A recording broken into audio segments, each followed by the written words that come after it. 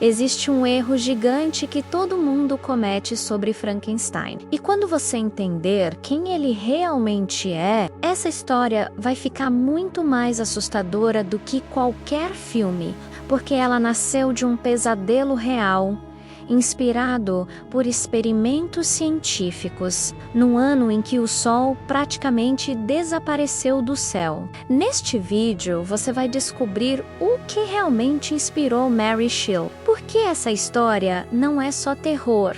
E por que Frankenstein fala mais sobre nós do que sobre monstros? Fica até o final, porque o detalhe mais perturbador quase ninguém comenta.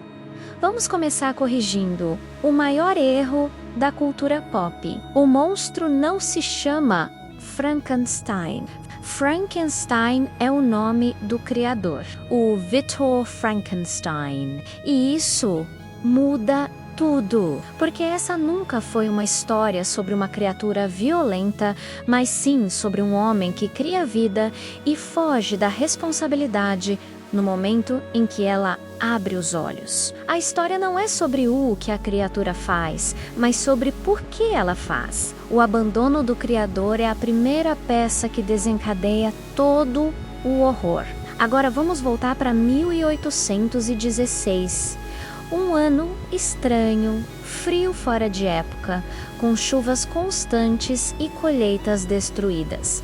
Esse período ficou conhecido como o Ano Sem Verão, causado pela erupção de um vulcão que lançou tantas cinzas na atmosfera que deixou o mundo sob um céu cinzento. Imagine a sensação: o sol não aparece, a comida fica escassa e um clima apocalíptico toma conta de tudo. Esse cenário sombrio não só mudou o planeta, como mudou para sempre a história da literatura. Foi nesse ambiente de escuridão e incerteza que algumas das ideias mais perturbadoras ganharam vida na Suíça.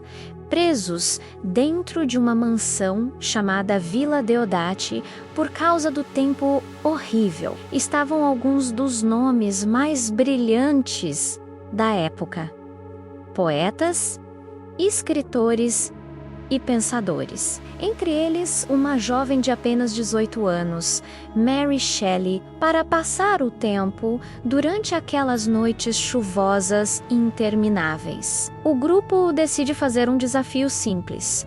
Cada um deveria escrever uma história de terror. Todo mundo começa a criar, mas Mary trava. Ela não consegue pensar em nada que seja realmente assustador. Até que, numa noite, depois de ouvir conversas sobre ciência e a natureza da vida, ela tem uma visão perturbadora, um pesadelo tão vívido que mudaria sua vida. Mary descreve mais tarde que viu, como se estivesse acordada, um jovem cientista ajoelhado diante de algo que ele havia criado, uma figura humana montada a partir de partes de corpos.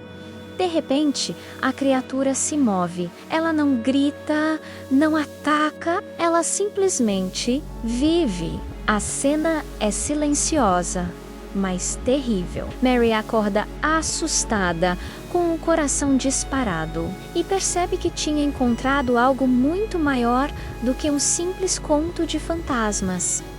Ela tinha encontrado a semente de uma obra-prima, mas esse pesadelo não surgiu do nada. Naquela época, a ciência estava vivendo uma revolução. Cientistas como Luigi Galvani realizavam experimentos chocantes com eletricidade aplicada a corpos mortos de animais e até de humanos. O nome disso era galvanismo. Nos experimentos, músculos se contraíam, braços se moviam, pernas chutavam. Para quem observava, parecia que a vida poderia ser despertada novamente, mesmo que por um instante. A pergunta que assombrava o século XIX era perigosa e fascinante. E se o ser humano pudesse roubar o segredo da criação? E se pudéssemos criar vida a partir do nada? Mary Shelley pegou essa pergunta científica e a transformou em terror filosófico. O subtítulo original do livro revela tudo: Frankenstein ou o Prometeu moderno. Na mitologia grega, Prometeu é um titã que rouba o fogo dos deuses para oferecer aos humanos. Como castigo por essa ousadia, ele é condenado a um sofrimento eterno. Victor Frankenstein faz a mesma coisa. Ele rouba o segredo da vida, um poder que não lhe pertencia. Mas ao contrário de Prometeu, ele não assume as consequências. No momento em que sua criação abre os olhos, ele sente nojo, medo e a abandona. É nesse ato de rejeição que o verdadeiro horror da história começa. A monstruosidade não está na aparência da criatura, mas na atitude do seu criador. Então, quem é o verdadeiro monstro? A criatura não nasce má.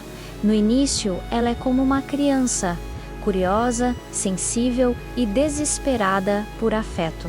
Ela aprende a falar, a ler, a sentir emoções observando as pessoas de longe. Ela só quer ser aceita, mas é rejeitada por todos, em todos os lugares, unicamente por sua aparência.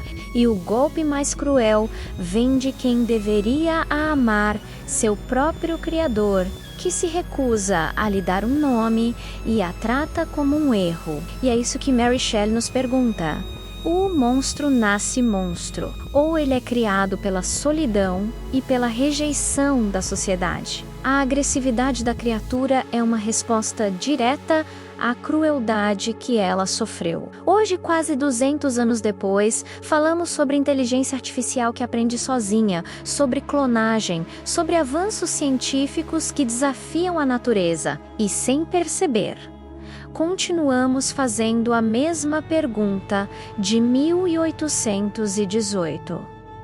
Até onde a nossa ambição pode ir, sem que a gente assuma a responsabilidade pelo que criamos? Frankenstein nos alerta sobre o perigo de criar algo poderoso sem pensar nas consequências éticas, sem oferecer cuidado ou orientação. A história continua sendo um espelho sombrio das nossas próprias ansiedades sobre o futuro da tecnologia e da humanidade. No fim das contas, Frankenstein não é uma história sobre um monstro de pescoço parafusado. É uma história sobre limites, sobre responsabilidade e sobre o que nos torna humanos. E talvez o detalhe mais assustador seja perceber que, 2 séculos depois, essa história sobre criar algo que não podemos controlar ainda está longe de ser apenas ficção. Se você gostou de mergulhar nessa história, o link para comprar o livro